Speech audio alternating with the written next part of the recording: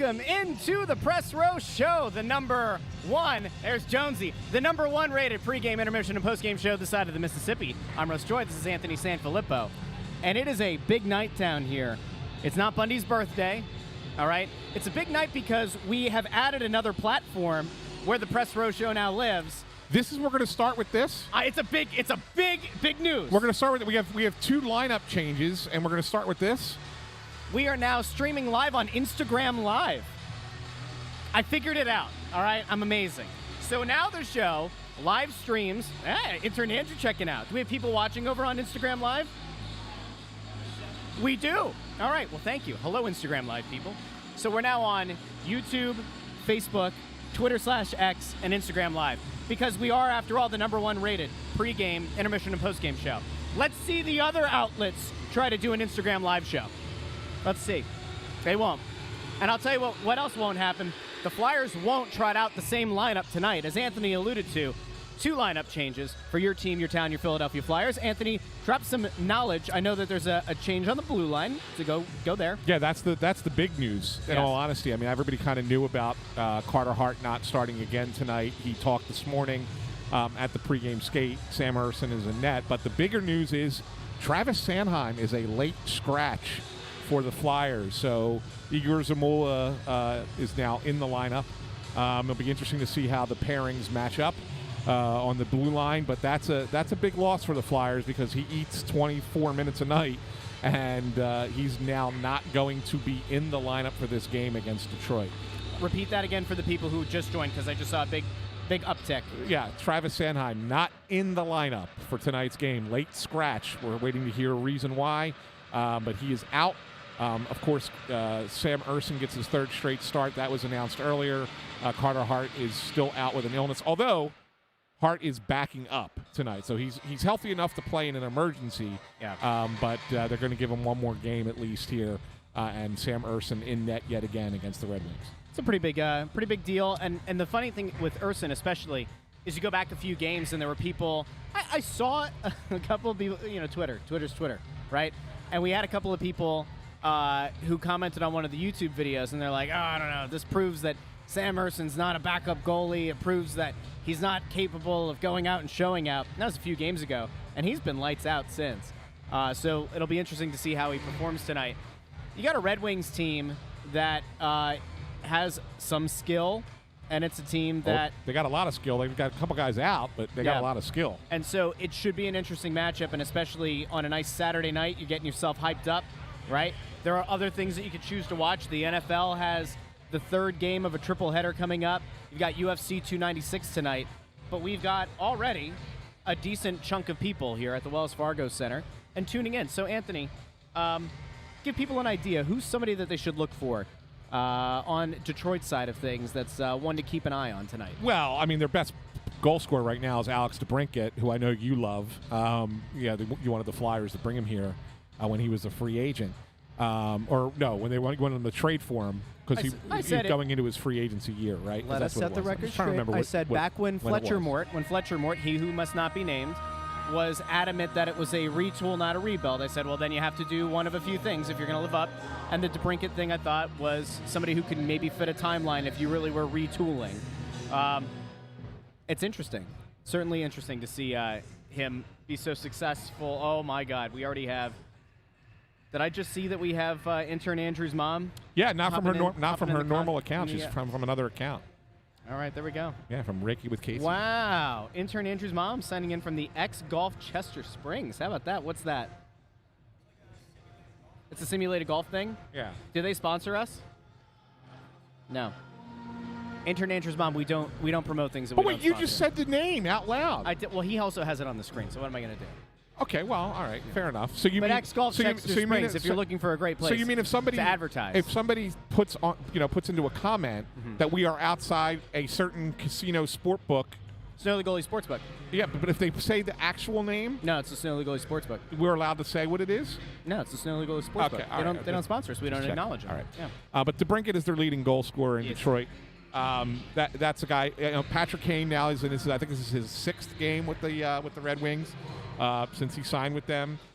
He's up on their top line. A big name that they're getting back into the lineup will be their top line center tonight is JT Comfer. He's been out with an injury. He's back in tonight. They're still playing, of course, without Dylan Larkin, who is they're probably their best player and their team captain. And they're also playing without David Perrin, who's suspended for a hit against Artem Zub, which I didn't even think that was that bad of a hit, but he got a big suspension on that. So both of them are still out of the lineup. Yeah. So that's kind of where things are with the Red Wings. They got a really nice top pair defense. Is that Shane Gostisbehere? No, he's not on their top pair, actually. It was a joke, Anthony. Jeez. Although he is their leader in assists this year, most of them coming on the power play. Yeah. No, he is not their top pair defense. He's actually on their third pair with Oli Mata, former Penguin. Yep. They're their third pairing. But it's actually Moritz Seider, who I really like a lot, is their top defenseman. And he's been playing with Jake Wallman. That's a really nice pair that they have. Ben Sherratt's had a nice bounce-back year. In goal today for the Detroit Red Wings. I didn't see the lineup. Go ahead. Former Flyer, Alex Lyon. A friend of the Snow the Goalie podcast. He was on one of the first shows. Yeah. If I remember correctly. I think he was the second overall guest. One on of the them. show? It was one of the first guests we had. Whether it was second or third, I don't know, but he was certainly at the beginning. Yeah. He's in net tonight for the Red Wings. So, it's an interesting lineup. I mean, the Red Wings have lost a few games here lately, 4 out of 5, I think it is, that they've lost, and they really struggled since the Larkin and Perrin went out. But getting Comfer back and really trying to go with a different goalie here, see how things go. Because Husso has been just okay, not great. Reimer has been terrible. He's actually a scratch tonight for Lyon. It's going to be interesting to see how they play. I think this could be one of those games that's a little bit higher scoring because they have some talent. Flyers have been able to score some goals. I think you're going to see some goals be put into the net tonight. The over-under tonight is 5.5. I'll take the over. Didn't you say to take the under last game? I did, and then everybody scored at the very end, the last minute of the game. And who had the exact score prediction? Here we go again. Back-to-back games, not baby. Only Back-to-back. you were so caught up in promoting yourself that on the intern Andrew was sent over to do something, and he broke the camera. You can yell at me. I'll be over there. Okay. He didn't break the camera. Obviously, I'm still on camera, right? But no, Russ, in his efforts to promote himself, when he put out the graphic after the last game on the post-game show of the Press Row Show, actually did not credit either intern Andrew or myself with a victory because he wanted to promote his victory so much that he actually made us lose. Your point didn't matter. No. It's not that you forgot. You gave us a legitimately red. You gave us a loss. You gave us an actual. So it's not that you forgot. It wasn't a loss of points. It was a 0. Yeah, you gave us a 0. You acted as if our picks were wrong. I mean, they kind of were because you didn't get the score right, but I did. Anyway, listen, this is the kind of wonderful banter that you get here on the Press Row Show. You know what? You go find me another pregame show out there that has this kind of mindless, useless analysis. We had the analysis, now we have the bickering, and we can get back to the analysis. But before we do, let's get out to the people, because not only are we the #1 pregame, intermission, and postgame show, a big distinction is that we are the most interactive pregame, intermission, and postgame show. We have intern Andrew going through the comments here. But I want to know from people who are out there, where are you checking in from? That's #1. I saw that we had our friends in Helsinki checking in. I would like to know where everybody's checking in from. We got somebody checking in from Delco, John Bannon. Oh, there you go, John Bannon Jr. Yeah, eating dinner and a cheesesteak. I wonder where he went to get the cheesesteak in Delco. I'm sure that John can hear this on YouTube and he can let us know. But I wonder if you got gyms in Springfield. Oh, here you go. Wires and so, intern Andrew, you're going to do the running list here, right, of all the write it down, Andrew. Write it down. Write it down. He told you to do this in advance, right? Keep tally of it. All right, let's get a little bit further into to where things stand. So the initial plan, if I remember correctly, was Zamula was going to be in the lineup. No, out. No, I thought I saw that earlier today. They were saying that Stahl was going to be out of the lineup. That was Tortorella's comment, was that Stahl was coming out and Zamula was going in. Is Stahl back in now with Sanheim out? Yes. Okay. He has to be. So they were planning on having Zamula back in the lineup anyway, but it was Stahl that was supposed to be out, and now Sanheim I still think that's the other way around. No, That's okay. That's what I saw on the Twitter. I wasn't down at the practice, all right? I had to do the 9 to 5 job, which I still am working on right now anyway. Yeah, see that? Wires and brackets is right. Russ is correct. That's a good distinction. So anyway, Zamula's in. Zamula's had an up and down season. There are certainly games where he looks like the player that I think some people in the organization, and especially some from the prior regime, had kind of hoped he would be. And then he's had games where he's kind of looked lost. It feels like since Risto has kind of come back in and they've been able to try to solidify what the pairings were supposed to be or closer to it, what they thought they were going to be entering the season, that perhaps Zamula could be in a better position to be successful now. Sanheim being out, I think, does kind of throw a wrench into that. Do we have the actual pairings? Well, they're going to do it behind us. We can't really watch while we're well, no, you're going to sit there and watch who's skating with who? Yes. And make me just talk the entire time while you're turning around and looking? You like to talk. It's usually the other way around. You're the one who likes to hear yourself talk. But if I had to guess, I think he's going to try and keep the pairings as close together as possible. So I don't think that third pairing is going to be touched. I think you keep the third pair together. I think you're right. Yeah, I think that you'll probably see somebody jump up with York. I don't know. Maybe they go with Ristolainen with York. I would not. I don't see it. I don't think it's going to happen. But you're going to break up Walker and Sealer? I mean, they've been playing really well together. I mean, I think that's probably the unit that stays York together. And Zamula. What could possibly go wrong? Oh, I could go wrong. Yeah. All right, we'll see. Yeah. We will see. All right, let's see. Oh, we got Winnipeg. Winnipeg checking in. Birdsboro. Look at that. Are the Sixers playing right now? I saw somebody saying... They're in Charlotte tonight. Oh, they are? Yeah. They're on a bit of a roll. I was at the game last night. Were you? Were you the AP writer last night? I was. How'd that make you feel? Oh, wonderful. All right, that's good. I watched a 32-point win against the worst team in the NBA. That's great. And Detroit is playing Milwaukee tonight. It's brutal. It's bad. That's bad. If you want to feel bad about we got somebody checking in from Australia. Down under. We got somebody down under. Hello, Jamie. Is that G'day. Geelong or Geelong? I don't know. Hard G? I don't know. Is it G or is it Gi? Yeah. Like a karate gi. I don't know. We got Denmark from Per. Hello, Per. That'd be Pear. It's Pear. It's Pear. Pear. Pear. It's like remember Pelly Eklund? No, you don't remember Pelly Eklund because you're too young. Welcome into the. His name was Per Eric. This is Linguistics 101 with Anthony SanFilippo. Yeah. All right. Tennessee. Yes, we got people all over. All right. Great. Bundy and I were talking about this the other night after the Flyers won in a shootout. Their third shootout win of the season. It's not that long ago that whenever the Flyers would end up in a shootout, you would automatically turn off the TV and try to save your mental health. What? Pear. Sorry, Pear. I am very sorry that I mispronounced your name. I am sorry. I hope you will accept my apology. All the way over there in Denmark. But thank you for checking in. All right, so anyway. It wasn't that long ago that when a shootout would happen, you would pretty much turn off the TV because you knew how it was going to end. The Flyers, despite not being the most skilled team in the league, they have won 3 shootouts. There is inherent skill involved in a shootout. Bobby Brink had maybe not the move of the night. That might have gone to Oshie, but it was pretty darn close. You could focus on Bobby Brink's goal, which is nice, and Couturier scored a couple recently. Wow. But the reason the Flyers have won their last 3 shootouts is goaltending. The goalies have just been better. Yeah. That's all there is to it. I mean, yeah, you got to score a goal here and there to win the shootout, but the goalies are the difference right now. Yeah. They're the difference in the Flyers' record being 16-10-3. I guess that's what they are, right? 16-10-3. Yeah. It's the goaltending. Hart has been one of the top 5 goalies in the league.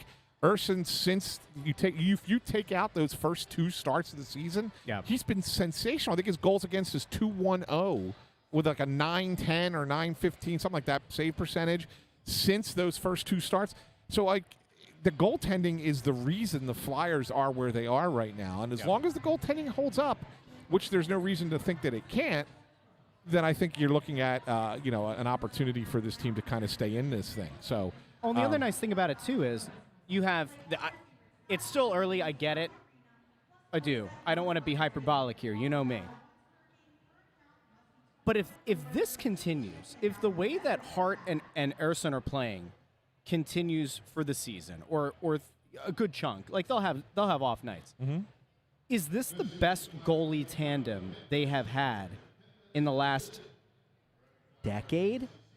Is that hyperbolic? Because Hart has been lights out, and when Ersson gets the opportunity to play more than once every 8 games, he's been locked in as well. And it's not like they have. They certainly do not have an incredibly top-end blue line in front of them. No. And so the answer to the question is, it's certainly not hyperbolic. The difference is that for the longest time, it didn't matter who your backup goalie was. Yeah. Right? I mean, all across the sport, your number one goalies played a heck of a lot more, and the backup goalie just gave them a breather every now and then. Sure. Nowadays, you need your backup goalie to play much more often than you did before because of the rest studying. The rest studies will make you play better if you play less games, all that stuff. So you need your backup goalie to be a better goalie. So by far, right now, the way that they're playing, this is the best tandem the Flyers have had in a long, long time. They're doing great. I mean, look, there's no way to knock it. I know people are going to be concerned about Carter. He came out and spoke today that about finally figuring out what's wrong, illness related. Why is he getting sick or feeling sick a lot? And now he finally knows. He won't say what it is. I have an idea of what it is. Oh, do you? Yeah, I'm not going to say. IBS? No, I know. And I don't think it's anything serious at all. People suffer from IBS, Anthony. It's not a laughing matter. Yeah, no, but that's not what it is. And I think it's something a little bit different. But it's not diverticulitis. But it's not. Kenny Omega has that. If you're a wrestling fan. Why are you focused on the back illness? What comes out of the back end there? You think it's something else? Are you thinking it's coming out the top? No, I don't think it's that at all. It's seeping through the pores? No, no, nothing of the sort. That's how I get him to reveal.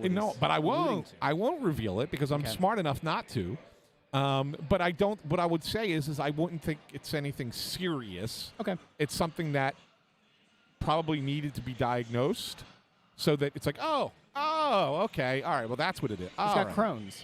No, you keep going back to the same kind of problems. Crohn's is no laughing matter. Come on, man. No, it's not that at all. It's something simple and something that's very manageable and diabetes. People live with all the time. No. Yeah, the worst. Why is nobody guessing in the comments section? Can we go to a different topic? All right, let's go to another topic. You're going to make me eliminate every illness until there's only one left. Is what you're going to do. I'm going to make it. The reason, so Ryan, to answer your question, I was listening to a podcast on the way in here, Search Engine, which is great. It's the PJ Vogt who used to do Reply All. Before that, did TLDR. And he did a 2-episode thing about, I forget what the name of it was, but it was something about sushi. It was like, am I part of a sushi problem? Was he being fed the wrong kind of fish? Apparently, there's a big imitation fish problem in the U.S. Anyway. It was great, but it was also about feeling sick. So maybe it's a me problem. I think Celiac says D.D. Skinner. I think your poop obsession is because you recently had I was sick. Our whole family was sick. Yeah, but you were dealing with one of those lower intestinal. I was sick. Our whole family was sick. It was very bad. Yeah, it was very bad. You spent an entire game in the bathroom here. No, it was a period. It doesn't matter though. This doesn't matter to the people watching pregame. Yeah, we're also joining us on Instagram Live. By the way, I do want people to know. We'll get to this in a second. Heart's afraid of ghosts. I had somebody tell me pregame. We were having an issue with the internet, and somebody goes, Wells Fargo Center's haunted, which freaked me out because I believe in ghosts. Do you believe in ghosts? No. You don't? No. Well, guess what, buddy? Shane Gostisbehere's in the building, and he's a ghost. So there we go. We just figured it out. Ghosts are apparently real. Huh? Not even spelled that way. Oh, some people say ghost bear. There's ghosts, and they got the bear. See? This is high-quality talk right here. Anthony, you can see how amused I am. You're upset. Flying Lawn Chair says lactose intolerant. Somebody else says kidney stones. This is ridiculous. This is ridiculous. This is your fault. No, all I wanted to do was tell you that it's nothing serious. I think it's something that had to be diagnosed and something manageable. You can't blame people for trying to figure out what it was. But this is your fault. Are you Dr. House? This is your fault for dragging it on so long He's so upset. to try and figure out exactly what we're doing. Yeah, well, I'm not upset. So upset. I'm not upset. I'm upset. It's bothering me that it got to this point. because of you. Get the baby wipes, says Daniel. It's a good point. Yeah, you know what? In fairness, you and Bundy have been talking about baby wipes for 2 episodes But that's in a row. different. That's a No, because that's the end of the. No, because that's it feels the end of the tunnel. good, man. Oh, the baby wipes. That's the different thing. We're not talking about someone's All right, illness. let's go here. That they don't want shared. Rob Greeley says Hulk Hogan has his maniacs. Snow the goalie has Snowleys. I think we tried to figure this out, right? Like, didn't we say the Buttes? We said Buttes for a while. Snowleys is pretty good. Snowleys? Snowleys? I don't know. I don't know if I like that one as much. I do appreciate the option there. Yeah, it would be bad if we went with snowflakes, right? Just snowflakes. I don't know. Anyway. So tonight. Yeah. Let's get back to the things that matter, Anthony. So, mentioned before, Bobby Brink had a good game last game. But he didn't. He got on the score sheet and he had meaningful That was the moments. best thing. He had It was the best moments. thing about the press conference with Torts after the game. Like, he brought it up. He personally brought. No one asked him about Bobby Brink. He said, "We got guys who just stepped up and did what they had to do. Bobby scores in the shootout. That's great. I didn't think he had a good game otherwise. Never mind the fact. Never mind the fact that he scored the first goal of the game too." Torts just blew right past that and wanted to make sure that we understood that Bobby Brink, among other players, did not have a good game. Yeah. So let's be I think that the way the Flyers played last game is going to tell a story tonight in a lot of ways. And when we get to our predictions, I'll explain that in more detail. But Torts was not happy with the way they played, even though they won. Yeah. I'm not, and he said, "Look, it was a good win. We have to find ways to win those types of games." But as a coach, it was eating him up inside because he really wanted to say that they didn't play well. Which was fair. Right? Well, they spent, the first period of that game was horrific. He called them flat. Yeah, we said it was a very uninspired period of hockey by both teams. Yeah. Things kind of picked up in the second. Mm-hmm. And then they had like a good flurry to kind of end the game and force overtime, and overtime was back and forth. So yeah, but listen, we come back to this point again and again. This team, given where the expectations were and where the organization set the expectations, they continue to outperform. And when you're a team that's a bubble team, it's important to make sure that you find ways to win. And in the past, when the team had higher expectations, they managed to find ways to lose. So there's something important about you have a bad game, but you still have enough skill in what was it? Vigneault? Wasn't it Vigneault who always called it the skills competition? Yeah. The shootout? Yeah, which it is. It does matter, Yeah, and I'll give them, and you're right. And I wrote a whole story about that sometimes I like that. Stogies. Yeah, with the ST and the G up capitalized. Hey, by the way, if Sounds you're like on a Twitter, t-shirt. if you're on Twitter, and there are a lot of you, try to comment really quick. Try to reply, because we're now starting to see as people are popping in. So if you're on Twitter, we can't pull your comments up. Somebody tweet at this thing if you're watching. See if you can drop a comment. I want to see if it comes up or not. Go ahead. Technology, baby. Figuring it out on the fly. This used to happen. Back in the day when it was Periscope, we had no issue. But then when they killed Periscope. Well, a lot of things have been killed by Twitter. But that's beside the point. Continue. Where were we? Oh, no. I said I wrote about this. The fact that, there's something to be said about the development of a team. We get tweets again. Yes, we do. We are back. Yeah, we did. If you're on Twitter now, you can join the conversation. See that? That's great. That's awesome. This is all because I set up Instagram Live. I believe it. Yeah. I believe it in my bones. Yeah, I'm all sure. right, so now if you're on Twitter, you can tweet at us. That's Welcome back to the conversation. It's only been 3 years. But I think it's progression of a team that is in the middle of a rebuild. Yep. And the progression is usually when you're a bad team, you have a bad game, the other team's having a bad game, but they're a little bit better than you, and they figure out a way, and you don't. And so that's why you lose that game. It's a very fine line. And then you have to progress to the point where you can figure out how to win that game. Yep. And if that's the case, then you know what?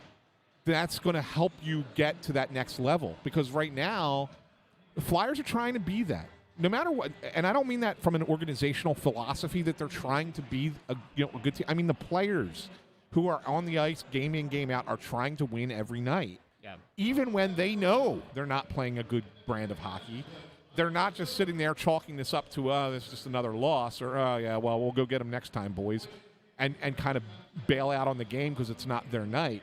They're going to sit there and say, well, how can we recognize the fact that we're not doing, something's not working, what can we do to kind of stabilize and hopefully figure something? You might not get it. You might still lose that game. But if you find ways to win some of them, that's going to bode well for you in the long run of winning games and staying in a playoff race. And so that's, I think, part of the progression that this Flyers group is having right now. Yeah. So it's a good point. I usually have good points. I understand. I sometimes do. This is sad. ECW was apparently suspended from Twitter, so still can't join. Just start another account. What are you doing? That's what all the people who get booted off of Twitter do. They just start another account. Right? We'll start another account. Yeah. There are still people trying to figure out. There's still people trying to come up with a diagnosis for what's wrong. And with of course, you have to feel the need to continue to identify that. I do. I like this though. Corey says, if 83-year-old Patrick Kane scores a game winner on us, I'll lose my mind. It ain't happening. Especially if we have to go to replay to make sure it went in the net. Oh. Did I ever tell you where I was when this happened? No, I don't know. Maybe, but I don't think so. I thought I did. Maybe not. Okay. Where were you? So it was 2010. I was here. I understand. I'm setting the stage. I was in Berlin. I was studying abroad, and that entire Stanley Cup final, I was like on I forget what the name of the site was. It doesn't matter. It was an illegal streaming site from Germany, right? And so I was trying to watch the game, but the internet connection at the house I was staying at was bad, and the stream quality was horrific. So and it was really late, right? Because the games were ending around 10:30 or whatever. So it was like 3 in the morning over there, 2, 3 in the morning. And so a couple of times during the Stanley Cup final, I fell asleep like during the second period, and I'd wake up and I'd catch the end, and it was great. But that game, I was so upset on so many different levels. What? It's Patrick Sharp. Oh, okay. Saying hello. Should have grabbed him and brought him over. Yeah. Like I'm listening to your story. Maybe postgame. So that game happens, and the screen froze as Sharp as scored, or not. I'm saying Sharp as Kane scored that goal. He was on the ice. It was that guy. He was. We're not going to talk about it. And the screen froze, and I didn't know what was happening. So I'm trying to pull it up on my old phone, right?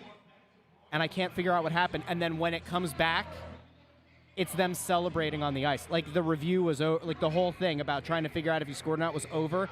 So I went from what happened to they're celebrating. It was the most defeating gut punch, and I had to take a test the next day for the class I was taking in Berlin. I'm glad. I'm sure our listeners will love that story.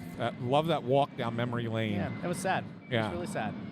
So it's not like me telling stories about drinking beers on a bus with Berube. You've told it a bunch, though. No, but I mean it's a fun story. I'm just saying. I was informing you where I was. You're talking about the fact that you had an illegal stream in Berlin. Oh, here we go. Matthew Bennett says Hart is on the hot seat with Ersson playing so well behind him. Ooh, goalie controversy. Let's go. No. Jeff Garcia. Dun, dun, dun, dun, dun. Is everybody trying? We're going to try and turn this into Carson Wentz, Jalen Hurts? Is that what we're going to try and turn this into?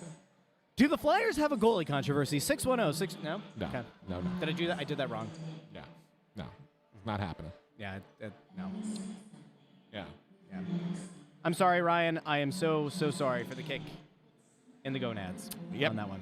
Yeah. Hey, Rob. I have much better stories from the 2010 season that I think people would enjoy, unlike yours. That's fine. Rob Greeley wants to know, is it an upper body or lower body injury?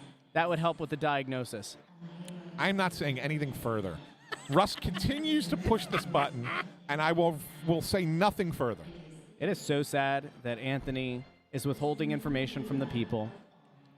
It really is sad. It's not withholding information from the people. This is called a HIPAA violation. It's not. Or is it? It would be because it did not. What I was told did not come directly from Carter Hart. Is this any different than a lot of those fraud Eagles reporters the last few days not noticing that Darius Slay wasn't participating in practice, only to find out today through the team that he had arthroscopic surgery on his knee? A lot of frauds. There used to be a time back in the day when Eagles reporters actually did the job, and now they're all afraid of being left out of that group of 5 to 7 that get the good intel. And it's a shame. It's a sad state of affairs, but not here on the Press Row Show. So I'll tell you, there was a real change in hockey with HIPAA, because prior to HIPAA becoming a thing, we just reported everything. We didn't care who told us. right? If the player didn't tell us the injury or the coach didn't tell, it didn't matter who it came from. Yeah. We reported it because it came from somebody within the organization. But once HIPAA came into play, forget it, man. People got yelled at. I mean, there was a time we were in Carolina, and Chris Pronger was trying to come back from an injury. Well, I could tell you some Panache stories, right, about stuff that. Not now. Yeah, but not no. now. Those are better when we can curse on the regular show. Yes, but Pronger had an injury, and we were trying to get an update on his injury, and nobody, Flyers wouldn't tell us. Nobody would tell us anything. And Sam Carchidi called Pronger's doctor directly, like looked him up and called him directly. So we're in Carolina, and Pronger comes out of the training room and asks all of us to leave the dressing room except for Sam, and then shuts the door and begins to F-bomb Sam left, right, and center. The entire lower bowl of the arena in Raleigh could hear it for him doing that, and about how it was a violation of his privacy. And I think at that point we were all like, yeah, I don't think we're going to put anything out there about somebody's well-being unless we have 100% certainty that we can say it. Sad state of affairs. I'm going to go to this really quickly because there's a really funny comment here. Q Dell says, Russ reminds me of Randall from Recess. Jotting down the notes. Jotting down the notes. I'm a little bit upset about that, but I'll take it. By the way, there was a Nate Bargatze giant board down in the lower bowl when I came in, and I almost took a selfie. My comedic doppelganger. I got to send this one to you, and maybe you can pull it up for first intermission. But Maria's son sent me this. Okay. And I thought it was absolutely hysterical. Okay. Let me find it. Because he thought it was you. And it was a Florida man story.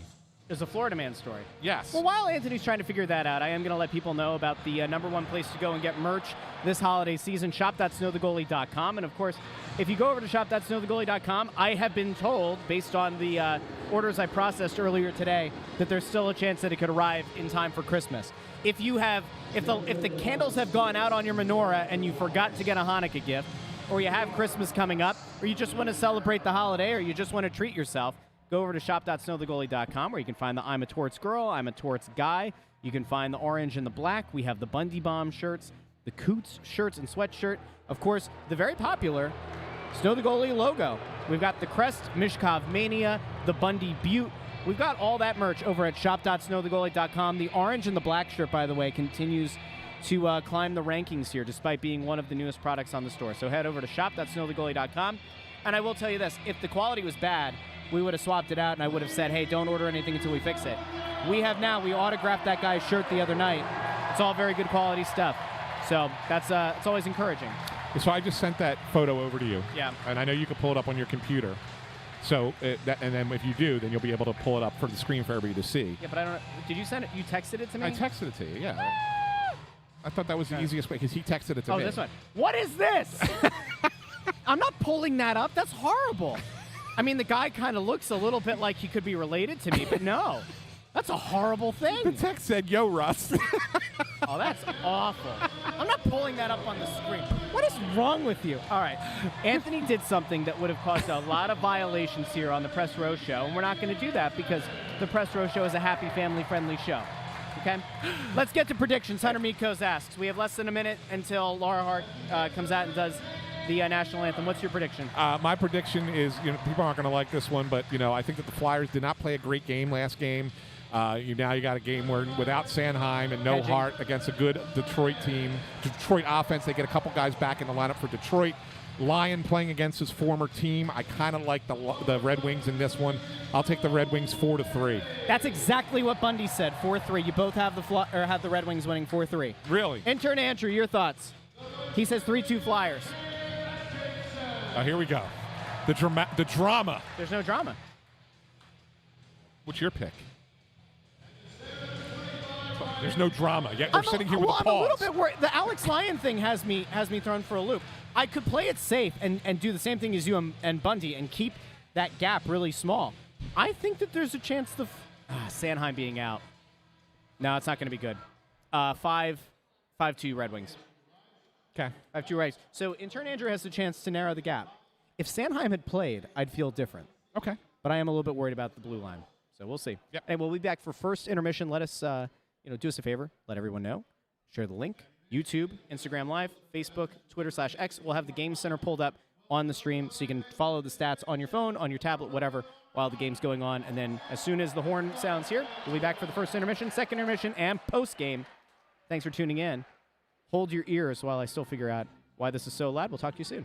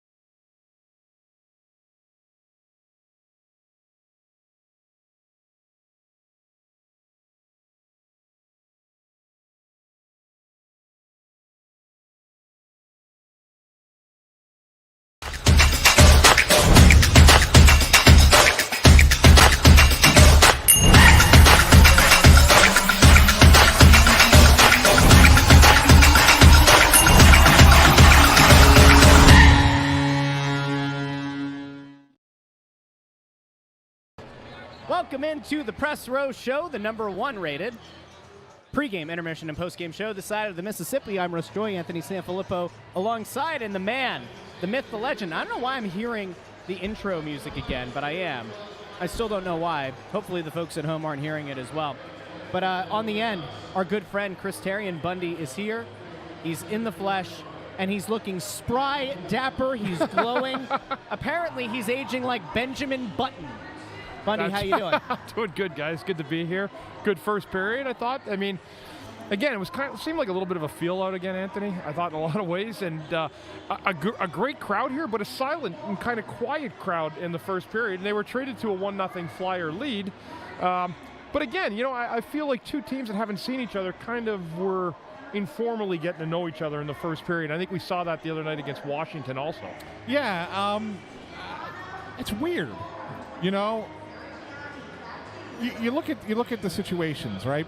The Flyers are down a man that they weren't expecting to be down. The Red Wings get a couple guys back that haven't been playing with them. Yep.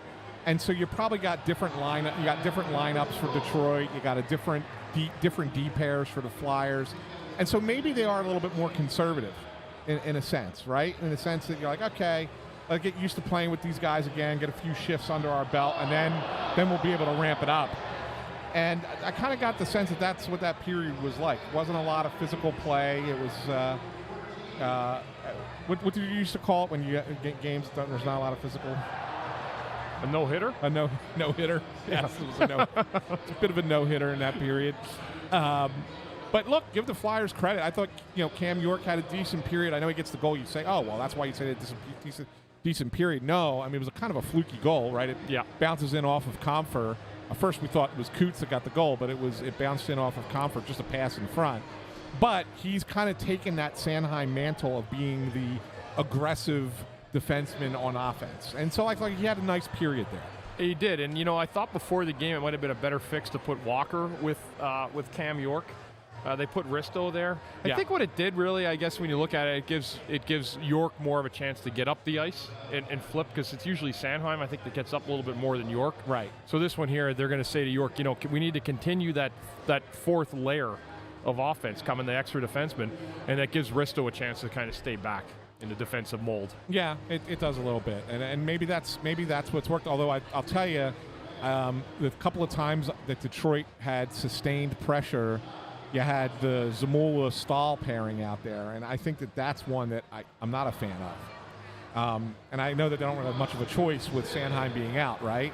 But I think that's one that's a little bit. Detroit might try and take advantage of that, especially in the second period when you have the longer change. They might try and jump somebody on the ice there and you know, force the Flyers be hemmed in a little bit. I thought Patrick Kane was kind of quiet that period. Yep. So was DeBrincat in terms of where they're at. Yeah. I mean, look, you know, good defensive period for the Flyers. They didn't give up a lot. Urson only really had to make like one or two really nice stops. Other than that, Detroit's shots were not of anything of value. But then again, the Flyers didn't really get many great shots of value either on the other end. Alex Lyon in net for Detroit, I think he made like one nice stop on a turnaround shot by Walker that was through a screen. I thought he got a pad save there. I thought it was a nice one. But other than that, I don't think the Flyers really pressured him much either, even though they got 10, 11 shots on board. Flyers had a couple good chances towards the net also. There's one, I think, with Paling going to the front, and Atkinson made a good pass. There's been chances. Alex Lyon was pretty good. He had to be the better of the two that period. Yeah. But nothing really of any 10-bell chance modes, really. Certainly not by Detroit. No, certainly not. And they've been struggling a little bit, Bundy. I mean, ever since you had Perron get suspended for his hit on Zub and Larkin being out with his injury, the offense has really kind of struggled. I mean, we were talking about how their goal differential is so high, and yet they've lost 5 out of 6. Yep. And they've gotten waxed in a couple of those games. They have.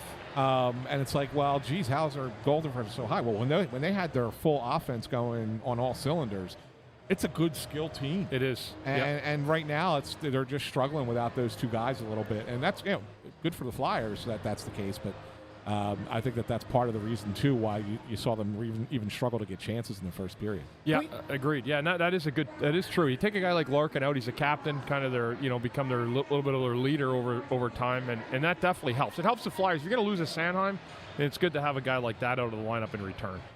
Can we talk about the guy who's the hottest name on the trade market right now? Rasmus Ristolainen. He's not that hot on the trade market. He's very hot. He's on fire. No, on the trade market. He's melting the ice out there. He had an up and down period. I think that'd be putting it nicely. He had one really bad turnover in his own end that created a quality scoring chance for Detroit. But where are you guys at on him tonight? I mean, look, he's being thrown into a position that he shouldn't be in, right? You're asking him to play top pair minutes against a skill team. He was paid to be a top pair guy, though, wasn't he? By the prior administration. I don't know if they were paying him to be a top pair guy. I think they were paying him to be a middle pair guy. That's again, we had that. We're not going to rehash old arguments, but that top pair. Well, I'm trying to remember. Yeah, no, they paid He him who to must be a not middle be pair. named last year when he put together that blue line. Who was on the top pair? He had Ivan Drago, right? That guy, and then who was the other one? What the hell is that, mine. Anthony? Yeah. What's in there? It's just Anthony. He pees. He won't pee in the bathroom. There's a bathroom over there. That's crazy. Yeah. We had to drug test him after some of his takes in pregame. Jesus, How do I put up with this? Jesus, Ant. I'm stuck between. I'm a rose between two Can you hold thorns. that up again really quickly? Like, Ant really needs to hydrate. Like, look at the Ant. That's not healthy. You're getting married next year. We care about you. Please hydrate better. Thank you. Don't drink it. Geez. Oh no. Do you remember the movie Dodgeball? I was just doing Dumb and Dumber. No, but do you remember Dodgeball? Yes. Necessary? Is it necessary for me to drink my own urine? No. But I do it because it's sterile and I like the taste. What's in That's the you. bottle there, buddy? You know the old baseball Jay Johnstone story? I don't know. When he was with the Phillies, about how they had to do the in spring training, they had to do the urine samples they had to give and get them tested, right, to make sure that We everything was spent the good. whole pregame talking about poop, and now you're doing. Dude, I saw that bottle. I'm like, what in the No, well, world anyway, is going on here? let me tonight? tell the story. It's funny. So he wanted to screw with the nurse who was doing the testing, and so rather than actually provide the sample, he poured apple juice into the cup. Yeah. And walked in, and she did the testing, and got like a weird acidic level. And she's like looking at him funny. He's like, yeah, is there a problem? She's like, yeah, this is really high. And he goes, here, let me run it through again and see if it goes better. And drank it right in front of her. And she lost her mind. But that's an old story from back in the day. Again, we like to remind you, we're not all hockey. Yeah. We're life, too. We're life. Need more baby wipes. That's right. All right. Well, it's not supposed to go off the rails this early in the first intermission. but here we Saturday are. night, Russ. We only got 9.5 minutes left of the Oh my intermission. God. All right, so I wanted to make sure that we noted to the people who are joining us for first intermission that might not have been here for pregame. We now apparently have the ability to bring tweets up on the screen for the first time in 3 years. So if you're on Twitter, usually we say go over to YouTube or Facebook so you can comment. But apparently now, if you're watching on Twitter, you can tweet at us and we'll be able to pull it up on the screen. At least that's what we saw. And also, we'd like to welcome a new audience joining us over on Instagram Live. So that's certainly something as well. So, we continue to try to reach new audiences. I saw that we might be able to stream to TikTok. We do not meet the demo for TikTok, but we might do it anyway just because it'd be pretty funny. I think you reached the demo for TikTok. Well, I didn't want to be rude. I didn't want to be rude. I don't know if that's a bad thing. Yeah. You know. Rob Greeley's right. If you're over on YouTube right now and you haven't hit that like button, there's a problem.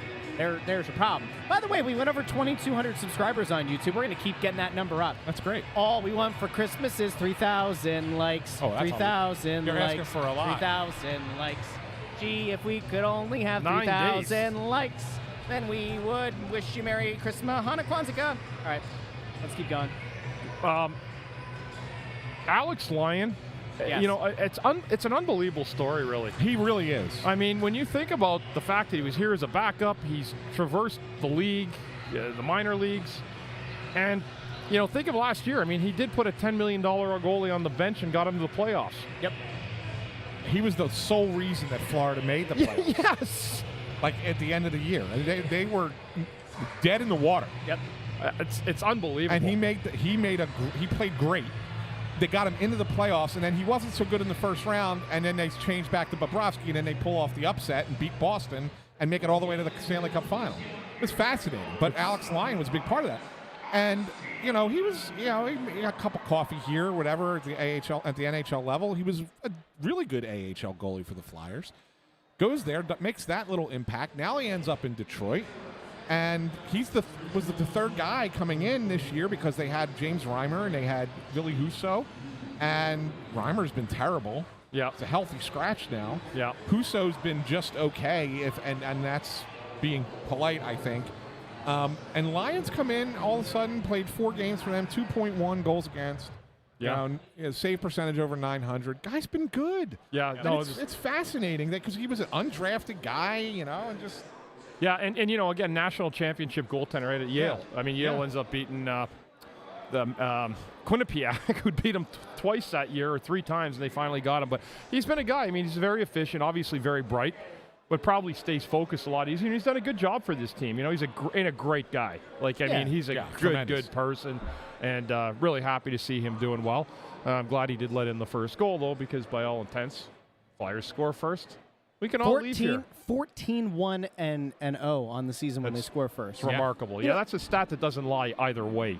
The thing about Lyon, too, and this goes back to when it was clear organizationally that they were starting to shift some guys around, we came on the show and we said, really nice guy, and you want to see him succeed. And it's one of those things that I think a lot of times as a fan, you see a team doing turnover at a position. You don't really think about the human element of it. You go all right, the guy just doesn't fit. You move on and you kind of wash your hands of it. But he was a good soldier in the organization. He filled in when needed. He served the role that he was supposed to. And I don't know, I feel like it's one of the better stories. And it's somebody who you don't look at it and say, oh, the Flyers missed out on opportunity. How anytime a forward moves on and they perform elsewhere in another city, it's the Flyers had the Patrick Sharp thing happen all over again. Well, it doesn't happen with a guy like Alex Lyon, but you're right. He's been a huge contributor to a cup contending team, and now it looks good. Good for him. Thanks, Rob. It's a feel-good story. Rob Greeley, 60 likes now, he said. Rob, you got got man. 57. So Rob is fantastic. You're the man. And we love Rob, and we think Rob is great. Somebody asked if YouTube is down. That'd be No, it's fixed. Oh, okay. He refreshed. It was his own. Okay. Yeah, we're good. We had people coming in, by the way, and saying some things about we need to write Everybody Peas, the Snow the Goalie kids book. That we need a shirt that says Snow the Goalie. We've got snowballs. So that's another one. By the way, I think this is a good one. Titan says, when the C is being handed out, who do you think should get it? If that guy is on this team, which I'm not convinced he is, but if that guy is on the team, Wow. who gets the C? It's Coots. Then why hasn't he gotten it yet? Because he just hasn't got it yet. He's only been back for 25 games. He's had a great start, whatever it is, 30 games, whatever. Yeah. You need to see more of a sample size, I think. But certainly if things keep heading in that direction, he's got a lot of term left on his deal.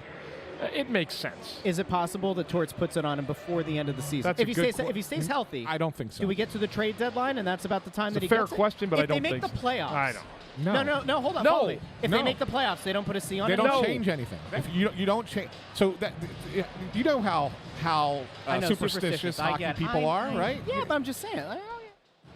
Were you like that, Bundy? Did you have a superstition that you did game in, game out, dress a certain way and order certain socks in order? Or anything just like put that? my right shin pad on first. Yeah? Yeah. That was it. That's Other it. than that, you didn't really care. Didn't really. I just think it just went like that, and I just got used to it. But Yeah. no, I didn't go through. I've seen some kooks. I've seen guys that are here looking at him before the game going, gee, I wish I could bomb you. Look at him going, how is that guy going to play tonight? It was he was triple focused, and you're he's up and down, water his head, and I'm like, good Lord, man, that guy's got way too many Sudafeds and Bennies in him tonight.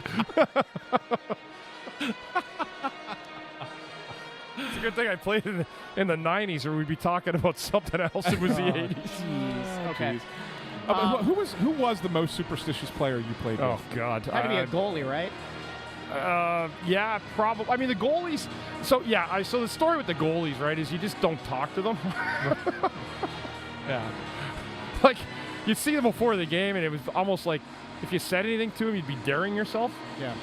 I used to sit next to Hexy in the room, and I mean, people that know me, I never stopped talking. Right. And I'd be trying to like engage him in a conversation like 20 minutes before warm-ups. Anyway, I stopped doing that. And, No, I remember, I know Marty Buron was like really with the tape, right? Yeah. How much tape he wrapped around his skates. It was like ridiculous amount of tape. Goalies did a lot of the putting the equipment on certain ways. Yeah. Yeah, but certain players were different. I mean, guys would have like a snack. Other guys, I'd see guys shower right before warm-ups, whether it's to wake them up or whatever, or be more feel into it. But yeah, there was a lot of guys. I can't even think on them. How about the order coming out on the ice? How was that determined? So I was here. I was the goalies, and I was the first guy for 8 years to go out right behind the goalies. I don't know how it happened. Some guy got moved, and I just kept moving up the order before I realized it. And Desjardins was right behind me. Yeah. And we do like a little. He'd give me we do like a glove punch from behind and give me a pop in the back. Yeah. And then we'd be out in warm-ups and stuff. So Interesting. Hey, I Pretty want to get to this before we get to the second period because it's about the captain thing. Browns MB23 says we need a defensive captain. I want you guys to put on the thinking caps here for a second. Since 1994, how many defensemen have been captain on this team? I'm not going by year. And if somebody was captain and then it wasn't and then was again. Pronger, Jason Smith, Therien Hatcher. Rico. Therien Hatcher? Was Hatcher? Yeah, for a little while, Hatcher? yeah. I think that might be it. No, hold on. Let me think here. I think 4. I don't think there was anything. I think 4. Since 1994, that is correct. Yeah. Only 4 defensemen, and you got all of them. Yeah, two guys were really put in because of their leadership. Like they weren't term guys here like that had been here. Jason Smith was 1 year, and Rico got it because they took it away from Eric. He didn't even want it. And didn't want. I played with Rico. That's the one thing I could tell you. He hated wearing that C. Yeah. Yeah. It's interesting. You would think that just for being such a defensive, blue collar city, all that. I don't know. I think on the surface that you might think this is a team that would have a defenseman as a captain, but it's interesting. Obviously, Giroux had it for so long. Primo had it for a few years. Richards had it for a few. Richards had it for a couple, right? 2. I think he had it for 3. Mel Bridgman was a defenseman captain too, right? No, he wasn't a defenseman. He was a center. Forsberg had it for a year. Yeah, I remember that. We were like, why Mel Bridgman was the captain. Poulin was. Yeah. Yeah, Poulin. Yeah. Bridgman replaced Clark, and then they gave it back to Clark. That's right. Yeah. Right? It went Clark, Bridgman, Clark. Something I could pull it. Hold on. I'm pretty sure. And then Kevin Dineen was the captain. It went Clark, Bridgman, Barber, Clark, Clark. Yeah. And then Poulin. Anyway, it's time for the second period. This was a little bit of an interesting little thought thing that we did here. Bundy's out, which means it's time for us to go. We'll be back during the second intermission and postgame. Don't forget postgame, either an exclusive interview with Anthony SanFilippo down in the locker room, or we go to the Torts presser. So we'll talk to all of you in the second intermission. See how this one goes.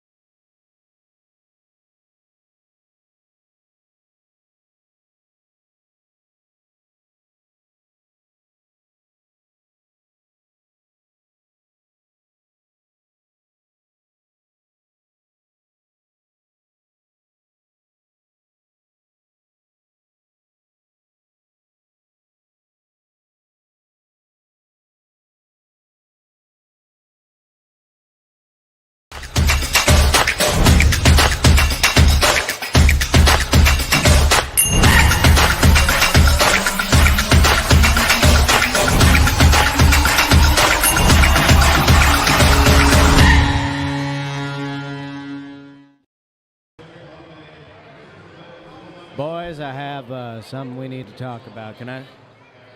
Now watch. Time is like a flat circle. All right. The liquid in the bottles is clear. Time is like a flat circle. I actually saw Anthony in the restroom there that period, so it actually made me feel I thought a he was lot better looking at about people. things. I think the people who just walked by thought that Anthony was like having either a seizure or he was looking at them. No, so wait. No, did you see that guy? He looked at you like, what? So I'm glad Bundy brought up our encounter in the restaurant. Because I walk in. Now, you've used this restroom probably more than Here we anybody else. go. Yeah. You use it. Oh, I'm well hydrated. I have such great urine. It's very clear. You guys are in for a treat. Well, we were doing, Russ was talking about poop in pregame. I was doing the urine stuff in the last intermission. So might as well bring up another bathroom thing. And I walk in, and there's 3 urinals in there, right? So there's 2. Hold on, pause. Do we rename the show today the Piss Row Show? There's 3 urinals. Yeah. There's 2 big boy urinals, and there's one for the kids, right? I walk in. There's Bundy at the kid urinal with his phone. He's looking at his phone. Kid urinal. What? The little one. I'm like, yo. Well, at least I use one, Anthony. Well, no, the reason I use the stall is I have an issue. I cannot pee in a urinal. What is that? I call it bashful bladder syndrome. That's what I call it. I cannot use a urinal. Can I get tears in my eyes right now? Even if I'm by myself, I can't use the urinal.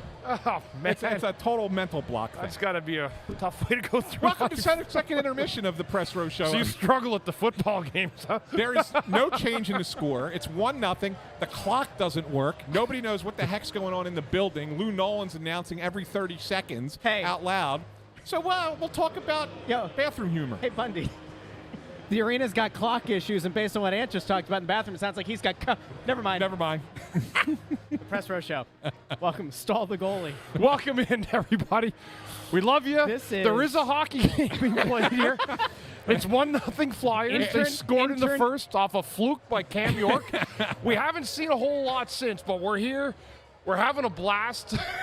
And we're watching the Flyers take a 1-0 lead into the third period. We're in the second intermission. I feel so bad for Lou Nolan. I really do. He's like, because, people hear Lou Nolan's voice, they get excited. He really hypes the crowd up. But just hearing him say, 7 minutes, 30 seconds remaining or 20 seconds on the power play. I looked at you guys, I'm like, I'm sick of hearing this. I don't want to hear it. And then you did explain the reason for it and that it's important. Bundy, can you kind of cue people in on, Anthony's right. As a player, why it's so important that they're getting that kind of a time update? So when you go on the ice, and it's not like every shift, but you have a pretty much a semblance or an idea of when you go on. And what happens is, believe it or not, out of the corner of your eye, players know where the clocks are, and you'll have an idea how long you've been on the ice. The one thing you don't want to do is, believe me, there's times where you could be out on the ice 45 seconds. And the general rule of thumb in hockey is to keep your shifts to about 45 seconds. That's about what people tell you. Yeah. So let's say you're stuck out there for 45 seconds, but nothing's happened. You haven't exerted a lot. You don't really know. You feel fine. But the right thing to do is to get a change when you can, so you're not taking a 2-minute shift and taking someone else's shift who should be on the ice. So the reason why Lou's calling it out is so players have an idea, at least a 30-second marker of what the timing is, and that'll give them a mental, a little tick in their head to say, hey, you've been out there for a minute, time to get off the ice. Yeah, that makes sense.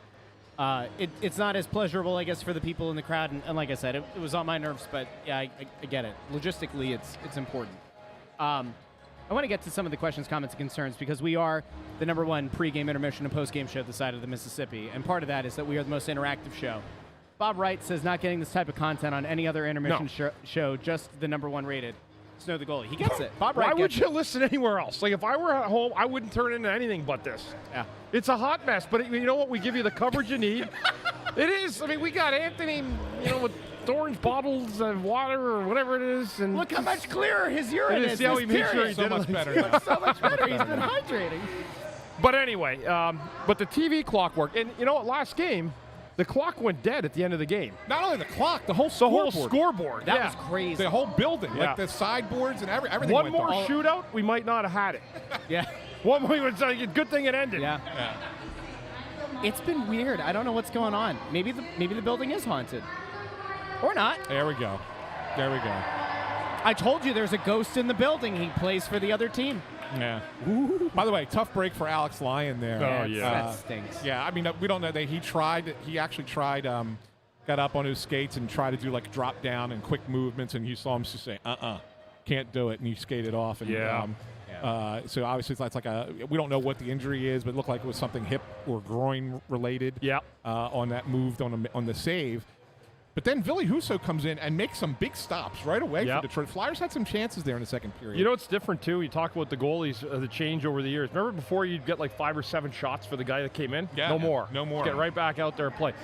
Really classy by Philadelphians, recognizing one of their previous own, who was not a problem here, who did his job every time he got called on.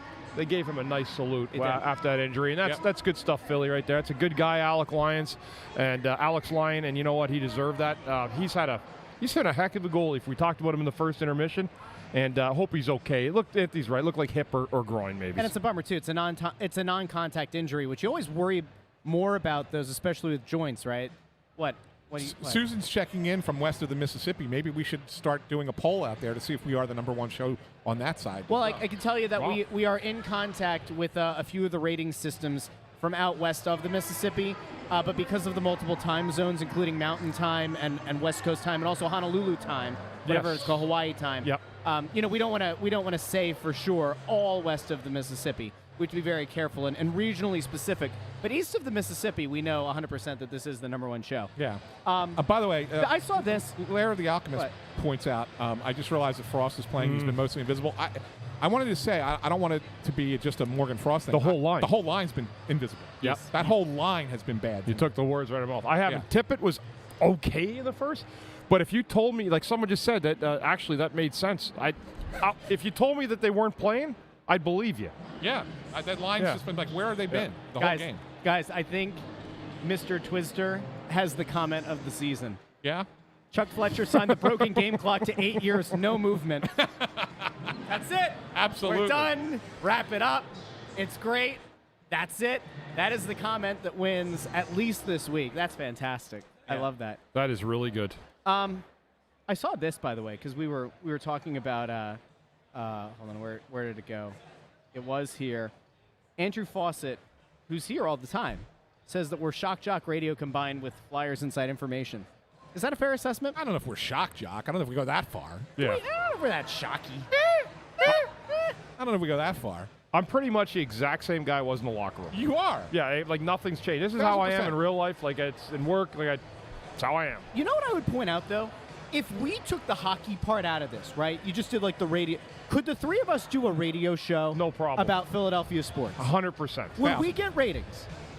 I think over time we would, especially I because we think so all know too. what we're talking. It'd be better than 0.0, I can tell you that. The one thing that's hilarious, Some are saying. I love when someone, like you say something like, wow, the Phillies, had a good game or missed the play. Like, stick to hockey. I know. That was you don't know how long it took me to get, and I still, some people, I covered the Phillies last couple of years. I still think you should stick to Like, hockey. are we not sportsmen, all of us? I know. Sportsmen, yes. I get, dude, I'm a baseball degenerate junkie. Yes. I've been telling people are surprised when I say that. I'm Yeah. like, if you had to ask me right now what my favorite sport is, and I'm sitting it down at the Wells Fargo Center doing a Flyers hockey show. Yes. Baseball's my favorite sport. What's my favorite sport? Wrestling? No, besides that. Stop. Soccer. No. I like to play soccer. I love Pickleball. soccer. No, another one that begins with a P. No, Nope. never mind. Stop.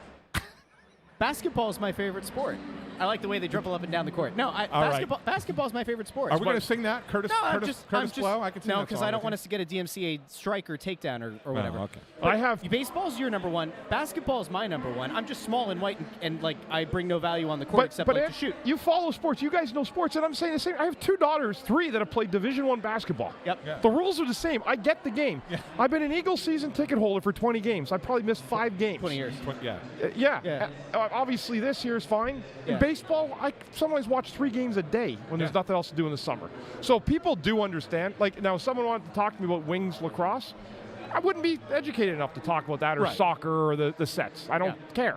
Yeah. But those 4 majors, I do get it. And you guys do too, and a lot of people do. Correct. Bob thinks that we would be very good for that. And Len it was really fast. Len DeJoseph also says that we would be better than anything that one of the stations has on right now. So Oh, who knows? it's possible. Who's to say? But no, it's funny because I was down at I covered the Sixers game last night. I know a lot of people was like, Anthony's covering basketball. I was at the Sixers game last night. Yeah. And Therien Hatcher's sitting right in front of me. She doesn't even realize that I'm there. And I went to ask her a question. I said, "Hey, Therien," and she turned around and she's like, "Oh my God, it's like seeing my teacher outside of school." Like, wait, do I not follow the other sports? Of course I do. That's cool.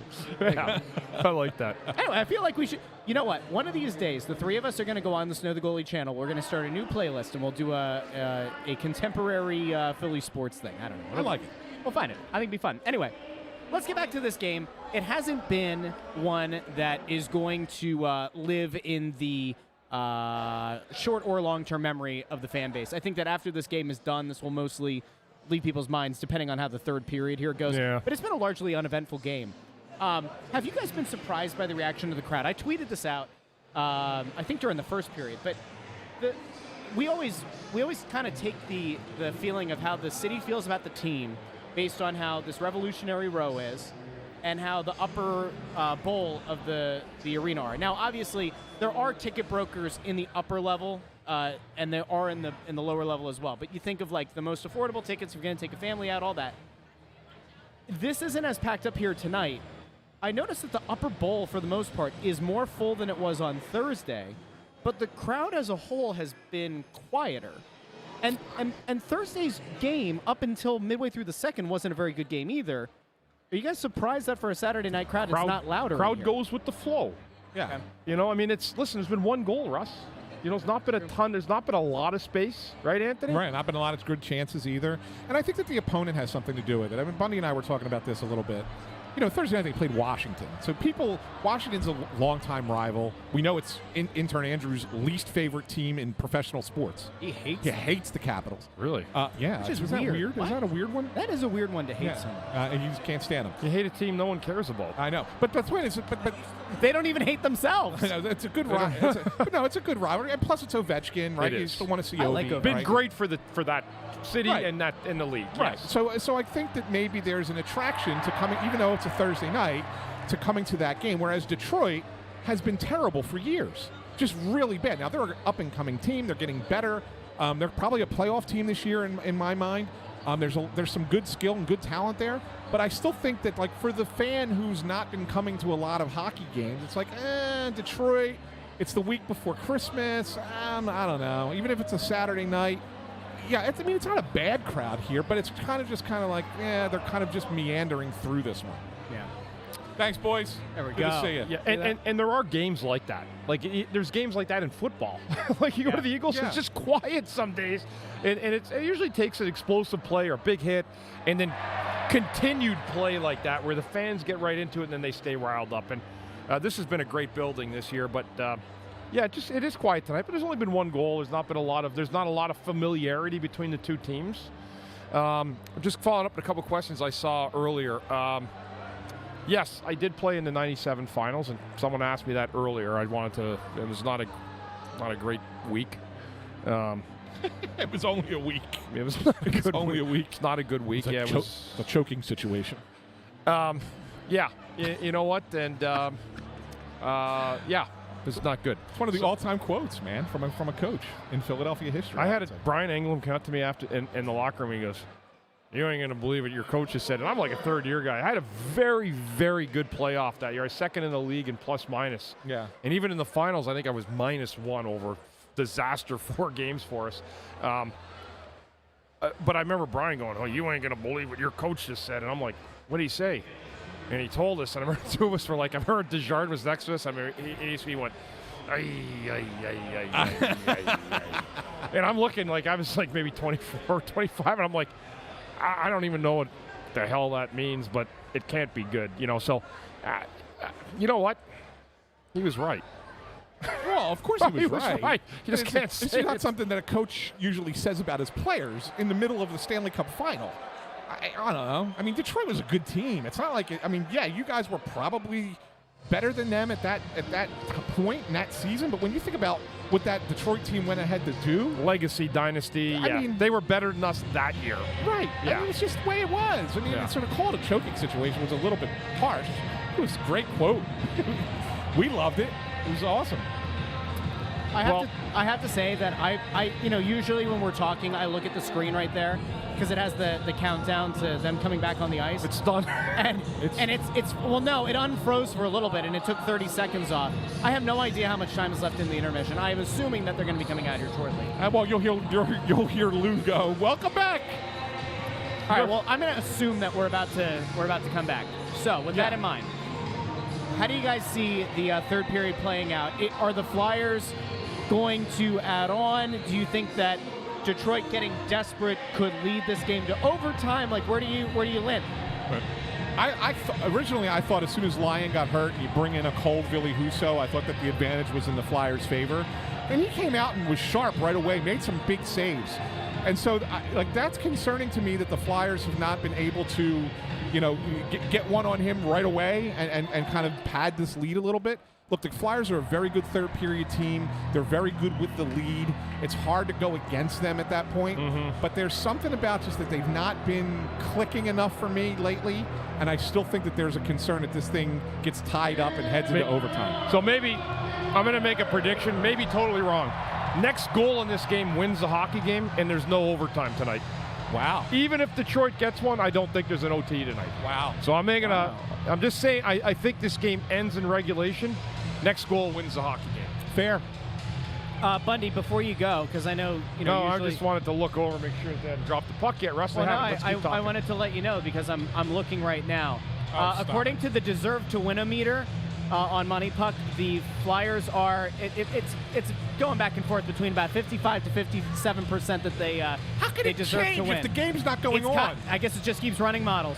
Well, no, you know what? I mean, I actually know why. I just saw Ryan Poehling, of all people, just did a really nice pirouette and warm-up skate, and I think that was enough to move it up. I think you're probably right. Anyway, we'll be back post-game. Anthony will either get an exclusive player interview or we'll have the Torts press conference. Bundy and I will be breaking everything down, and we'll see how this goes. Thank you for joining us. Make sure you share the links on YouTube, Facebook, Instagram Live, or Facebook. Did I say Facebook, Twitter, whatever. Share the link. Let other Flyers fans in your life know about the Press Row Show. We'll be back post-game. Talk to you very soon, everybody. Stay out of trouble. We'll talk to you shortly.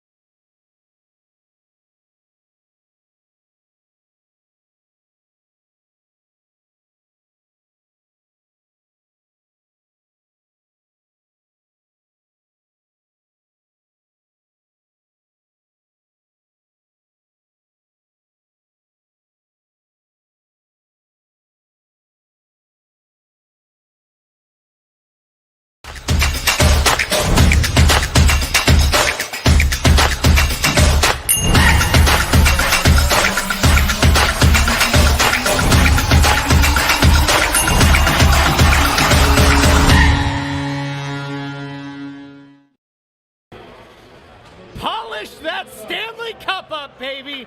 Your team, your town, your Philadelphia Flyers.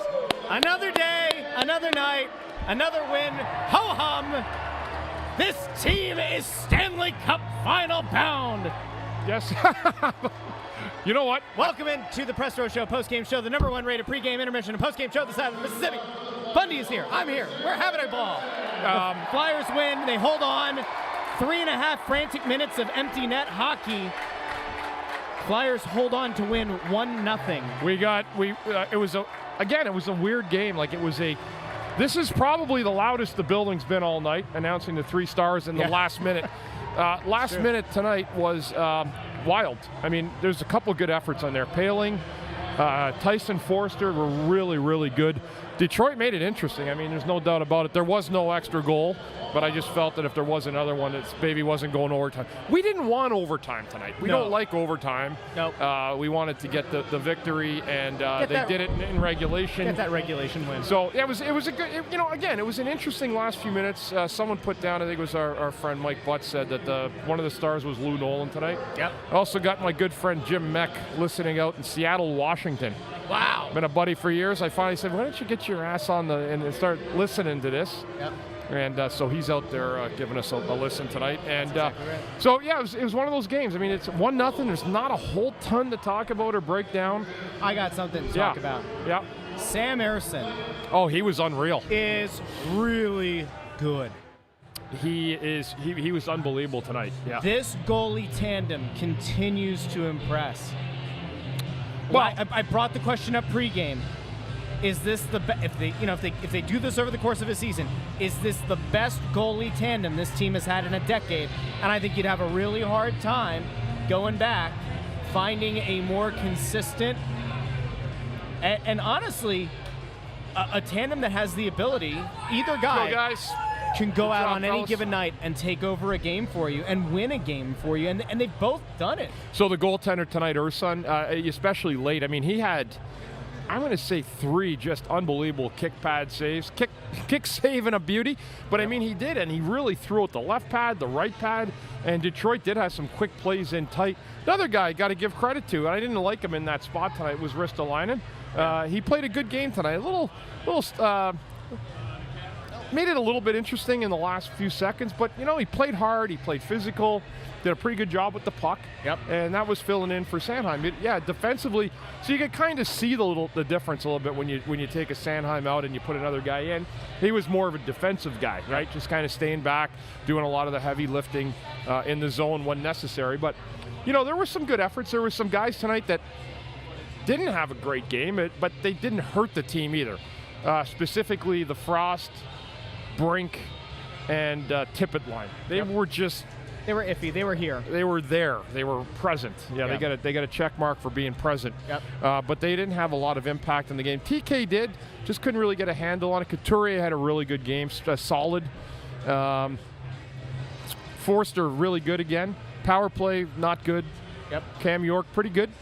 I'm just trying to scour down. Sealer and York, Sealer and Walker, pretty good. They played a good game. Yep. Third pair, not bad. It was a solid game. I mean, some nights you're going to have games where you're just not going to have a whole lot to talk about, where there's multiple scoring chances. And tonight was, I guess, a pretty good example of that. But again, what do you take from it? Take the 2 points. Get the hell out of the building. I like this by Crushed in Houston. We have a tandem.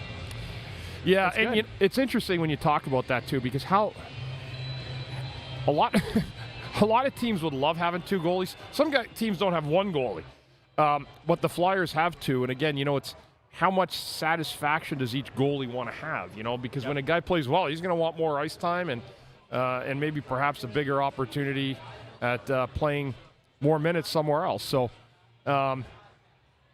Again, I'll take it for now. It's not something they're going to have to worry about this year. Yep. But except just getting good goaltending right now. Ersson can carry the way he's playing. He can play on his own team. He could. Yeah, I mean easily. I mean there's teams that would probably give a ton to get a guy like that. And I'm not saying we're doing that or anyone's even suggesting it. But again, like Danny said, and one thing I do know, they're open for business. Yes. Right. Like they'll look to continual upgrade. But as a team right now. There's not a whole lot to really upgrade. I mean, the team's playing well, so let them keep playing together. Let them keep doing what they're doing. It's crazy. You go year after year saying the goalies stink, the goalies stink, the goalies stink. Then you get Carter Hart comes up. He's iffy. You know, in the early stages, very young. The home road splits were really bad the first 2 years. That was my biggest concern with him. And then especially this year, he's very much been consistent across the board.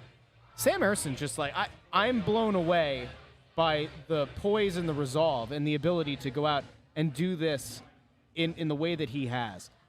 And now we joked pregame. It's just a goalie controversy, 6-1-0. It's not. But boy, it's an embarrassment of riches. If these guys continue to play as consistently as they have, even if they have like a 10% drop off of where they've been playing at, that's an embarrassment of riches. There are how many teams in the league that would love to have consistent goalie play that you're getting from Carter Hart or Sam Ersson night in, night out? 3/4 of the league. And let's also not understate. I think it would be very hard to overstate the importance of this, but the blue line as a whole, the defensive core, not a bunch of world beaters, not a bunch of all-star players, right? And yet, this team collectively plays a responsible enough game, and these goalies have risen to the occasion in a way that it sure has masked a lot of the perceived talent deficiencies that exist in this defensive core, which to me is even more impressive. Like when you look at these goalies. Well, I mean, goaltending is what it can give you your lifeblood sometimes. You know, I mean, there's been many teams I've been on over the years where, you know, you didn't have much going, but you had a goaltender could kind of bring and breathe life, you know, into a team. So, you know, it's pretty cool. I mean, that's the way it's supposed to go, you know, and it doesn't always. I mean, there's teams out there that have bad teams and bad goalies, and they can't go anywhere. Yeah. And they find a way to win some nights, but it's hard. I mean, when you play like this and your goaltender gives you a chance, man, it's a rewarding feeling as a player after a game. Couldn't be happier for Sam tonight. He was just really, really dynamite. Fantastic. He was great. We did get note from the locker room of who we're going to be getting here post-game. Okay. So we're going to see how long it takes. And worst case scenario, we'll put it up on the YouTube feed if it's taking longer than we want it to. But, man, like you look at the comments. You look at the number of people who are checking in here just on YouTube alone. You got people over on Facebook, got people on Twitter, on Instagram Live. Like, we're all over the place.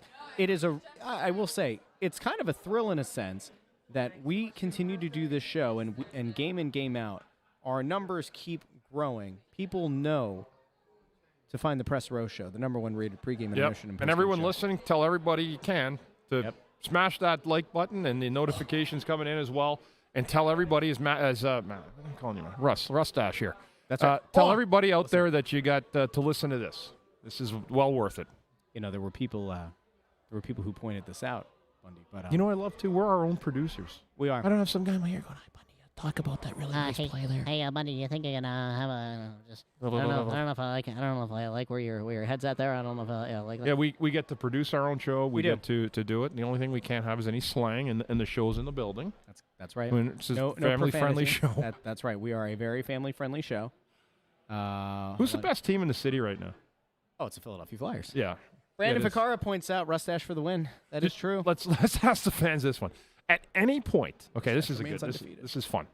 At any single point this year, would you have ever guessed that in a period that they're together, that the Flyers would be a better watch than the Eagles at this stage? I mean, let's not fool ourselves. The Eagles are 10-3. They're a good football team. They've lost 2 games in a row. Are they a good football team? Well, you know what, Russ? They had the Super Bowl last year. They got a lot of really good players. They got good pieces, and I mean, there's some. I always love it. I always love it when my #1 cornerback decides to wait. To tell you all year he's been hurt. Yeah. Yeah. So anyway, that happened. But my point is this: the Flyers, and I know that. I mean, the Sixers. They've just played 2 teams in the last 2 nights. I don't even know who they were. They're bad teams. Awful. I think they won by 53 tonight against Charlotte. They played like Detroit last night. Like Detroit's lost 22 in a row. Do you understand how bad a league that has to be to have a 22-game straight loser? It ain't good. So anyway, the Flyers, I'm going to say it. They're the best team in the city right now. They're certainly the most fun. They're certainly the best bang for your buck. And you know what? We're having a blast down here. I mean, this honest to God, I've actually renamed it the Snow the Goalie balcony. Did you notice This that? is the balcony. I did see it on Twitter. I just wasn't sure if that was a Freudian slipper. No, it's the Snow the Goalie So balcony. we've not only taken over the Snow the Goalie sportsbook, but now we have the Snow the Goalie balcony. All right. What else do we take over next? The Snow the Goalie Center. We the can't Snow the take Goalie Center. We There can't go. take the press box. We could. Maybe we could. Good question here by Brian Crail. Better tandem, pull it up? Mason or Emery? And let me see if I get Anti's There you go. computer. No, that's the wrong one. Where was it? See, someone does There, it, and then it's that someone one. puts a It's new that one. comment, and I There hit you it. go. There it is. Click that. No. Did you get it? No. they're not. it's right See, there. okay, yeah, because everyone keeps doing it, and it's showing it. Quick. I'm doing it. You got to press until it. All right, there we go. There you Sorry. go. All right, that's fine. Just learning about these computer things. They're pretty cool. Better tandem, Mason or Emery or Hart or Urson? I mean, they're different. You know, Emery was a terrific competitor, super competitive goalie. Yeah. Mason got like a second chance here. Like when they played him here, I used to have scouts in the box when he first got here. They played him in the island one night. People could go back and check this one as soon as we traded for him. And I had a scout in the box said, "You guys are starting Mason tonight?" Yeah. When I was doing like radio or TV. And I looked and he goes, "Oh my God." He goes, "This game was huge for you guys." Anyway, but Mason was kind of a reclamation project. You know, they had to rebuild his spirit, rebuild his persona, and he ended up making some good stops for this team for a while. But he was kind of in that, you know, Mason was stuck in like the doldrums almost of like, he was like part of that group where a lot of people believed that there was good things to come, but it just never did. Yeah. You know, and then Mason, these guys are better talented goalies, you know, in terms of, I think, their skill of stopping the puck. Mason was also a great junior goalie. He won two gold medals for the World Junior team for Canada. Again, he was a Rookie of the Year in Columbus, and it kind of slid off. Maybe it got too easy. I don't know. I like this tandem right now. I like it too. I know it's. You don't want to be a prisoner of the moment. You don't want to overrate it in the moment because we're seeing it as it's playing out. But like when you think about the actual promise of the guys, given their age and their experience at this level. I'm going to tell you something right now, though. What's that? The Flyers will be forced to pick one of these two. Oy! They will eventually, because what'll happen? Let's say Urson plays 30 games. Maybe. And we have our player down below. We'll save that thought. Yeah, just 1 second here. Let's make sure we get Anthony SanFilippo figured out here. All right, I think we're okay to throw down to Anthony. Okay, we're here in the locker room for the Snow Goalie postgame with Nick Sealer. Nick, what an interesting game. And you guys are finding ways to win games in different ways. This one was not the greatest game, but boy, you guys played hard and defensive and block shots, a lot of hits. Can you just talk about what it took to win this one tonight against Detroit? Yeah, I think this whole year we've been finding ways to win in different ways, and tonight was no different. I think, like you said, we blocked a lot of shots, and we have that saying, bend don't break. So I think that they had a couple pushes in the third there, and we just did the job, blocked shots, and got a win, a big win. So it's fun. It's hard to talk about this game without talking about the effort of Sam Urson. I mean, Urson's been both goalies have been really good for you guys, but I mean, to have a 32 save or whatever it was shutout against that team with the skill that they have is really impressive. It was, yeah. I mean, it's like you said, with their skill, and I thought Urs was just so solid tonight. He did an amazing job for us, and both of our goalies all year have given us a chance to win, and that's all you can ask for. And tonight, another thing is you got to deal with a late scratch for Travis being sick, and everybody gets kind of moved around on the back end, and yet your blue line, Risto steps up and has a good game. Cam kind of jumps into that role that Travis is playing. You guys, this is almost like a next man up mentality, and you guys have that great teamwork going right now. Yeah, I think Risto did a great job in that top pair, and obviously Sandy's one of our best defensemen, and so it hurts to have him out tonight, but I thought we played a great defensive game, and everyone stepped up, and another big win. Is that something that you guys are now trying to almost have be your reputation or kind of like your that you guys are really good defensively? I mean, when you look at what you guys are doing, penalty kills now top 5 in the league. You're keeping teams off the scoreboard. I spent like on the road. I think it was only the first game. Last game was the first game that you guys give up more than 2 goals on the road in like 12 in a row. I mean, is that something like you guys are building a lot of a reputation on? Yeah, I think obviously, I think in years past with Torts last year, at least a lot of it was, defense, and so it's just kind of ingrained in us, and we know how we have to play. But I think this year we've created more offense. We're playing quicker, getting the pucks up into the neutral zone, and but also having that steady defense, blocking shots, being physical when it's there, and it's helping us a lot. I think it's more of a well-rounded approach, and it's been fun this year. I asked Mark Stahl this question last game, so it'll be the last question for me. I asked him the same. I'm going to ask you the same thing. You guys are playing a style of hockey that usually is reserved for March and April, like later in the year, right? How sustainable is it to try and do this over the course of an 82-game season and be this hard and this physical and this, relentless in blocking shots and things like that? It's the way we have to play to succeed. Torts has done a great job with our group. We have a lot of young players. I think it's ingrained in us, and it's kind of the Philly way. We need to block shots. We have to play physical. We have to play tight. We have to have back pressure from our forwards so the D can gap up, get the puck up. It's the way we're going to have to do it. So with our group, and it's been a great year so far, and hopefully we keep things going. Nick Seeler, thanks for joining us on the Snow the Goalie postgame. Thank you. Appreciate it. Back. And we are back here on. Thank you, Nick Seeler, for his time. That was great. Yeah, he's a good guy, man. I Nice tell you guy. what, plays hard, and you can see some of the fans, too, talking about him. It's always good when a guy's a good player, but he's also a good guy, and that means a lot. Plays hard, plays tough. He knows exactly what he is. Yeah. Exactly. He doesn't try to be anybody that he isn't. Yep. And that's why he's got a job in the NHL, playing regularly every night. The really great thing here, too, is I'm looking through the comments section here. There's no way that we're going to get to all of them. Hey. There's Fridge, 5 with Fridge. Fridge. What's the record now? 5. With the Russ stash. 5. Take care, Fridge. You have a good You night. got to grow one. You got to join me. Got to grow one. Handlebar. All right, so we're going to get Fridge to grow a handlebar. Whenever the magic in the Russ stash, runs out. It's going good, Rich. Just keep it going. Fridgy Fu Manchu. The Fridge Fu Manchu. What the heck was that? Thought the scoreboard fell.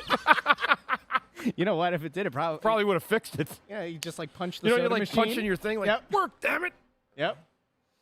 Anyway, here we are. There were a lot of comments here, and as much as we love to get to all the questions, comments, and concerns and everything, I don't think we can tonight. But it is nice to see so many. Seriously, what are they doing? Yeah, I don't know. What I'm gonna was get that? out of here before this place Before the whole collapses. balcony fall. No, this is the. Remember, this is the Snow the Goalie balcony. We are very well built. All right. Someone said he filmed it with a flip phone. Yeah, with the flip phone. Listen, I don't know what happened tonight. Usually when they do the interview in the locker room, it's like perfect quality. So I don't know what happened tonight, but it's okay. Like, listen, the audio worked, and that's what really matters, isn't it? Matthew Bennick, though, $700,000 a year deal. Yeah. For Nick Seeler, and you think about it, and like last year, we talked about this on the show a bunch, but I said, like, listen, is his value ever going to be higher? And there were teams that were interested in Nick Seeler last year. And there probably are going to be again, because when you get a guy who's playing his role and playing it soundly, and you very rarely see him jump off the page or anything in a negative way, $700,000. So what happens with a guy like that is he's going to play in the third pair no matter what. Mm-hmm. So that's where the contracts like that for guys are. Maybe you give them a little raise. Yeah. But the way contracts are now, your top players get it again, Yeah. That's one of the things. So, again, he's a great find at that number. I mean, it really is. And, hopefully I'd love to see him get a multi-year deal for some security. But listen, he's playing his ass off every night. He does his job. He doesn't complain. I never hear a bad thing about him. Yep. That's a good teammate. Yep. You're a good teammate too, Russ. Oh, stop. Let's wrap it up. You're only saying that. You're only saying that because it's true. You. We're back. So we're live here. So we'll have a morning after the Tuesday game. The Flyers are up at the Devils. Yeah, I have to be honest with you. I haven't really I haven't really looked at the. Well, I at do the that schedule. for you. So they play Tuesday at the Devils, and then they're back home Thursday against Nashville. We'll be That's here in the building as right. usual. Oh, we have something special that we're gonna do in that game, right? It's that game. We're working. That's the on it. last home game. It is in December. before Christmas. Yeah. Yeah. So we're gonna do something, and we are going to try to get intern Andrew to do something. We should get him to dress up as Santa Claus or something. I want him to be an elf. Why can't we get intern Andrew to dress up like an elf? Can you Here's get what we're those gonna little do. ears? You know those fake ears? The little ears that are like built into the hat? Didn't the guy had them on. Didn't the guy have them on The Office, right? Yeah, like the stocking tights Yeah. and everything. Like the What was the guy's name in The Office that wore those ears? I don't know, but I was thinking of Belschnickel. Remember when he Belschnickel? Do you remember that episode? Yes. It's supposed to be like Krampus, but it's like Pennsylvania Dutch Krampus or whatever. But Belschnickel, and it's Dwight dresses up like him, or Mose does, and like goes around like hitting them with the stick. Yeah. I love Yeah. that. Good stuff. Would you be Belschnickel? Why not, Russ? Is Aunt Santa Claus? Oh, there's no doubt. No doubt. I don't want to be the elf. I'm so it not has to be saying that. Let's intern get out of Andrew. here before he watches it. That's a really good point. All right. Anything else pressing? I don't think so. I'm just looking to see really quick if there's anything in the comments before we head out of here. I will tell people one of the good things that has come out of the last few days is over at shop.snowthegoalie.com. There have been more orders that have come in, and everyone that I've processed still says it'll arrive by Christmas. So I'm not saying you should tempt the fates here and place an order with the 100% belief that it'll be here before Christmas, but I think we're probably getting to that time frame where it can hopefully get there by Christmas. I did just respond to somebody in an email. Their mug is shipping to Canada separately from the shirt, but it's still going to arrive by Christmas. good. And you know why? Because Snow the Goalie makes Christmas miracles happen. All right, I think it's probably time for us to go. We will be back very soon. What's today? Saturday? Okay, and they play on Tuesday. You remind me So of that we'll do- elf and Rudolph the Red-Nosed Reindeer. Why? The dentist? Why? I don't know. You just do. It just came to me right now. All right, anyway, we're going to figure it out. See you, and everybody. we'll We do love you. We'll do a regular episode of the podcast next week. That'll be our Christmas gift to the masses out there. So anyway, for Bundy, for Ant, wherever he is, for intern Andrew. Thanks, all. Have a great weekend. Everybody have a great weekend. Have the best weekend you've ever had. Go And we'll Birds talk to Monday you night. next week. Go Flyers. Well, you know, like let's not bring down the mood thinking about It's about the the next Eagles. Philadelphia game I can think of. I recognize no other game coming up next except for the Flyers on Tuesday, and we will break it all down because your team, your town, your Philadelphia Flyers. See you later, Rob. Polish the Stanley Cup. We're out of here.